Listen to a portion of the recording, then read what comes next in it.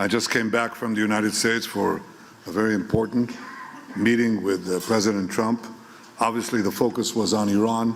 The President is determined to exhaust the possibilities of achieving a deal which he believes can be achieved now. Circumstances that have been created, the force projection, and the fact that, as he says, Iran must surely understand that they missed out last time, and he thinks there's a serious probability that they won't miss out this time.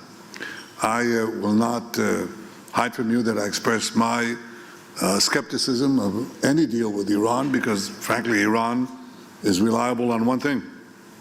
They lie and they cheat. But I said that if a deal is to be reached, it should have several components that we believe are important not only for the security of Israel, but for the security of the world. The United States, the region, the world. I just came back from the United States for a very important meeting with President Trump. Obviously, the focus was on Iran. The President is determined to exhaust the possibilities of achieving a deal which he believes can be achieved now because of the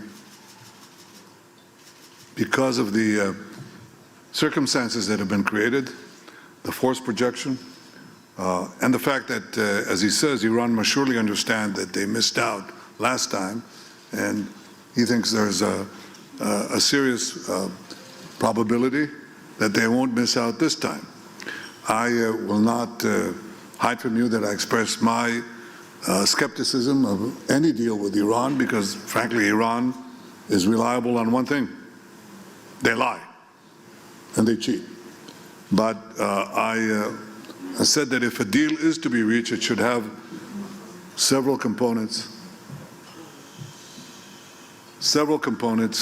that we believe are important not only for the security of Israel, but for the security of the world. The United States, the region, the world. The first is that all enriched material has to leave Iran. The second is that there shall be no enrichment capability, not stopping the enrichment process, but dismantle the equipment and the infrastructure that allows you to enrich in the first place. And the third is to deal also with the questions of ballistic missiles. There's an MTCR limitation of 300 kilometers, and Iran is supposed to adhere to it. Of course it doesn't, as the Rising Lion operation by itself manifested. Everybody knows that. And the fourth is dismantle the axis of terror that Iran has built. It's been smashed, but it's still there. It's trying to recover, as Iran itself is trying to do. And the last thing is, remember Ronald Reagan's dictum vis-a-vis the Soviet Union? Trust but verify. Distrust, distrust, and always verify. So there has to be real inspections, substantive inspections, no lead time inspections, but effective inspections for all of the above. These are the elements that we believe are important for the achievement of a deal, and I presented our position very clearly. We also spoke about Gaza. I think we set out when we went to after we were massacred on October 7th, we set up three goals vis-a-vis Gaza. The first one was to return all the hostages. The second was to disarm or dismantle Hamas's military capabilities. And the third is to dismantle Hamas's governing capabilities. The first has been achieved with the help of the United States and, first of all, with the help of our brave soldiers, our incomparably courageous soldiers.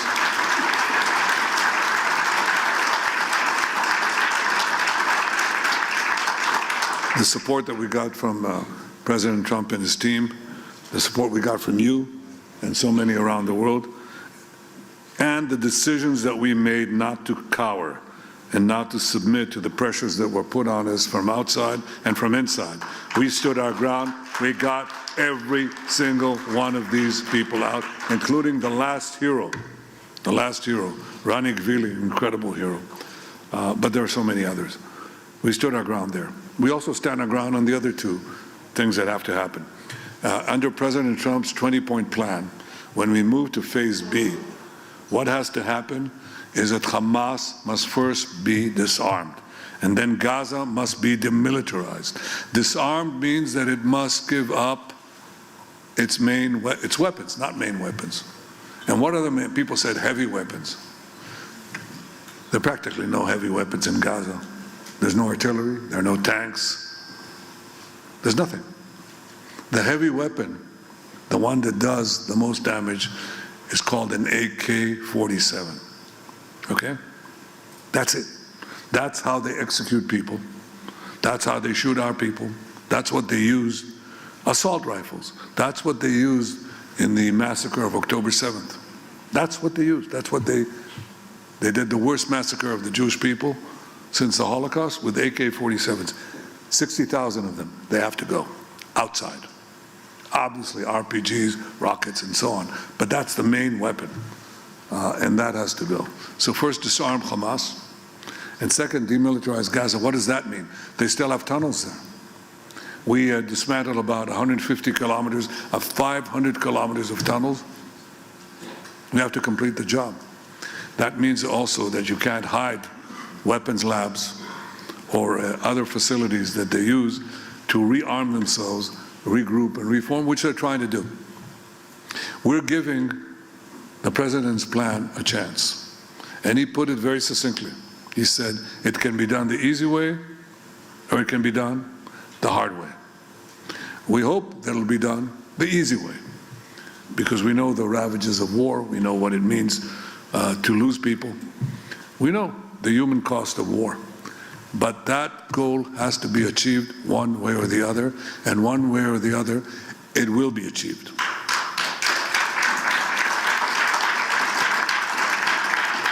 In the meantime, when there's a ceasefire, it doesn't mean that we can't do anything. They attack us, including yesterday and today. We killed 13 terrorists. We act in response. We don't wait, we just do. They don't have a free rein.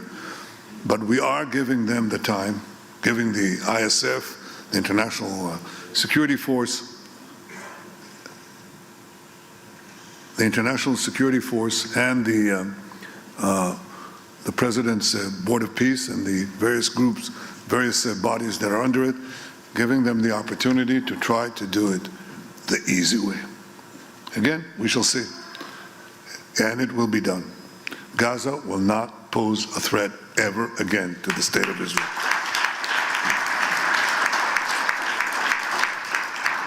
Now, obviously, we have other fronts. The most important one is the front of vilification to the Jewish state and the Jewish people, and the rampant anti-Semitism, which I'll talk about in a minute.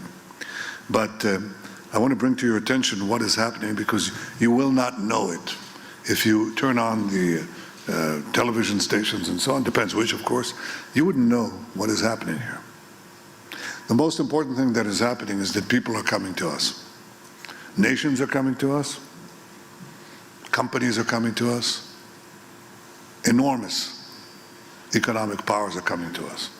Israel has been ranked by The Economist, not a particular fan of me or the state of Israel in recent years, but it ranked the Israeli economy among the 3 most vibrant economies in the world, just now. Now, this comes after 2 years of war. 2 years. It's our longest war. It's even longer than the War of Independence. 2 years of being savaged in the international media and so on, in the UN and all these associated bodies. Our economy is growing rapidly. Our stock market is at an all-time high.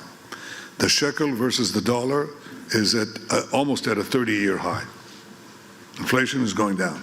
There's very little of it. Interest rates have gone down. Not enough. More. But it's at 4% now. It'll go down further. And the investments in Israel are huge. Now, why is that happening? 1, because we run the economy responsibly. We know how to do that. 2, because we have the war showed the prowess of Israel. the enormous capacities here, the high-tech, deep-tech capabilities that astonish the world. That is not only in the military field. It has immediate consequences in the civilian field, and people understand it. So they come here. Now, as said, countries come here. Chancellor of Germany was here at his initiative. We'd like to talk to you about our defense industry, in which they want to invest a very, very large amount of money. Who's coming here next week? Narendra Modi. Tremendous alliance between Israel and India, and we are going to discuss all sorts of cooperation. Now, you know, India is not a small country. It has 1.5 billion people. In India, Israel is enormously popular. Enormously popular. Did you know that? Yeah, you do. Good. I'm glad you know it. But I want all of you to know it. And there are other countries that are coming to us, one after the other. There's been a change, as you know, in Latin America. You know it. The first one, obviously, is the constancy of some of our friends. Argentina, among them, a tremendous friend, and deserves tremendous applause. Milei. But there are others. There's Ecuador and Paraguay and Bolivia and so on. I think there are about 7 countries right now, and I'm remiss in not calling their names, but the number is growing all the time. Chile. Any more? Oh, come on, tell me. What? Panama, thank you. Others? Honduras, yes. So have I left out anyone? Azerbaijan. That's not a Latin American country. Well, there are more. There are more in Asia than you could possibly believe. And some of them are reticent about it, some of them are less reticent, some of them are open about it. They're coming because Israel is a powerful engine. It's a juggernaut on innovation and technology that is changing the world. About 10 years ago, I said that Israel will be among the top 3 cyber powers in the world. I was wrong. Well, I was right, but it's number 2. Israel, tiny Israel, 10 million people, receives more foreign investments in cyber tech than any other country in the world except the United States. I'm talking about absolute numbers. That's what we did in 10 years. Guess what? We're going to do exactly the same thing in AI. We just signed a major agreement with the United States on AI cooperation. We're going to do the same thing in quantum. This is our advantage, and we pursue it with a vengeance. Israel is a very strong country coming out of the war. Coming out of the war, strong economically, strong militarily, strong technologically, and we intend to be a lot stronger. Now, why am I telling you this? Because I believe, oh, and by the way, the United States just issued a Security Council memorandum, and it described its vision of regional alliances and anchor countries, and it called Israel, you know, the model ally. The model ally. An ally that obviously believes in democratic principles, but is willing to fight for itself. We don't ask for American boots on the ground. We develop our own arms industry. By the way, that's something I discussed too with President Trump, with deep appreciation for American support given over the years by both parties, both sides of the aisle, for Israel's military assistance. But I said, just as I said when I was first elected in 1996, first time I was elected, I said, we have come of age economically, or we will reform our economy with free market principles, so we don't really need, we can afford to give up over a phased period the economic aid that we were receiving at the time, which was financial aid, which was $1.2 billion. That was a lot of money in those days. Our GDP per capita at the time was $17,000. Now it's going to be very soon $65,000 per capita. And in 10 years, we'll have a $1 trillion economy. Now, that's not a huge economy, but it's not a small economy either. So we can afford to phase out the financial component of the military aid that we're receiving. And I propose a 10-year drawdown to zero.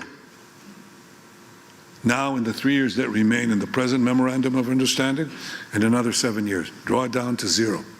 Israel will support itself, and does, just as we fight for ourselves. At the same time, we want to move with the United States from aid to partnership, because we have phenomenally gifted technologists and developers of all sorts of defense systems. And we share it with our friend, the irreplaceable friend of the United States. But we want to have now joint investments. We put in one part, they put in an equal part, and we share the fruits. But our goal is to build an independent arms industry in Israel. I think the entire world understands what kind of world we enter, and that's something that we intend to do. I'm saying all this about our capacity to defend ourselves, our strength, because it relates to the last point that I want to make to you. I think people are probably shocked by the waves of anti-Semitism that are sweeping those societies, free societies, the United States, Europe, Australia, where we had the tragedy on the Bondi Beach, and elsewhere, and in America itself. And that is indeed shocking. Well, it isn't necessarily shocking if you see the cycles of anti-Semitism throughout the ages. Yes, anti-Semitism had a brief respite. It did, respite after World War II, after the Holocaust, but it came back. It was quite prominent before World War II. No one here is old enough to have known Father Coughlin. Do you know who Father Coughlin was? Do you want to describe to them who Father Coughlin was? Semite with a massive radio audience and a lot of influence in America. Well, Detroit. Yep. Okay, so some of you are old enough. Well, read about it. We only read about it.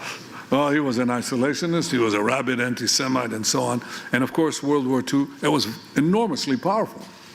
And then came World War II, and we know the rest, and now it's rearing its putrid and ugly head again. Okay, it is. But if you look at the course of Jewish history, then what you see is that this was a fairly constant phenomenon. I mean, once we had lost our land, once we were scattered among the nations, we were ready prey. We were ready prey.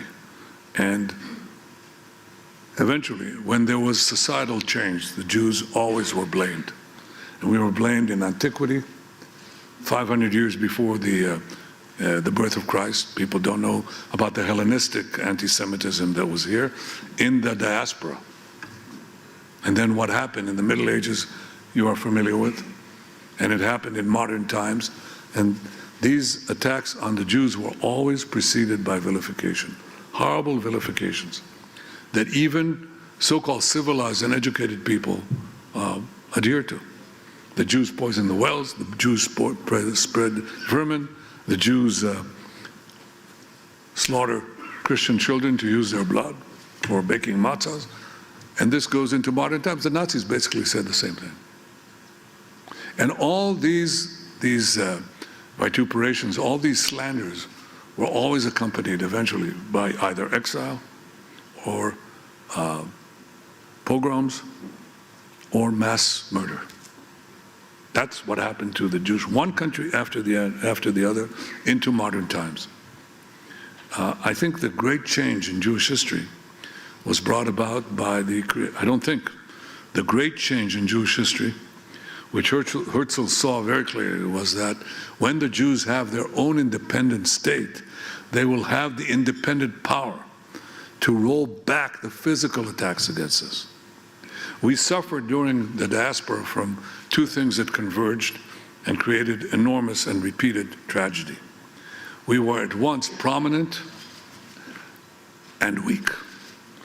And when you are both prominent and weak, you invite a human quality that happens between individuals, but also between nations. It's called envy. And when you envy someone and you can attack them, then you do. And that is essentially the story of the Jews. It's a simplification of anti-Semitism, but it tells you a great deal of what underpinned it. Well, with the rise of Israel, the Jewish state is definitely prominent, but it is no longer weak. On October 7th, they thought they'd do a Holocaust on us. That was the goal. If they could get away with it, they'd murder every last person, every last woman, child, infant that they could, which is what they did. But we rolled them back after day one with horrible consequences. We lost 1,200 innocent people. In the Holocaust, October 7th happened every day, 5,000 times. 5,000 times. We don't let a day of such tragedy go by. We rolled back our enemies. We're in the process of destroying the remainder of that terror axis. We can fight back. And countries are coming to us because we have that strength. And I submit to you that that strength is something that we have to display in every country. In Australia, in Europe, in the United States, everywhere. I say to you in front of these vilifications, do not cower. Do not bend. Do not bow your head. Fight back. Because people respect those who respect themselves. And the minorities that fought back, whether it's the blacks or the gays or women, they fought back. And what we have to do as Jews, both here in Israel and in the various Jewish communities around the world, beginning with the United States, is to fight back.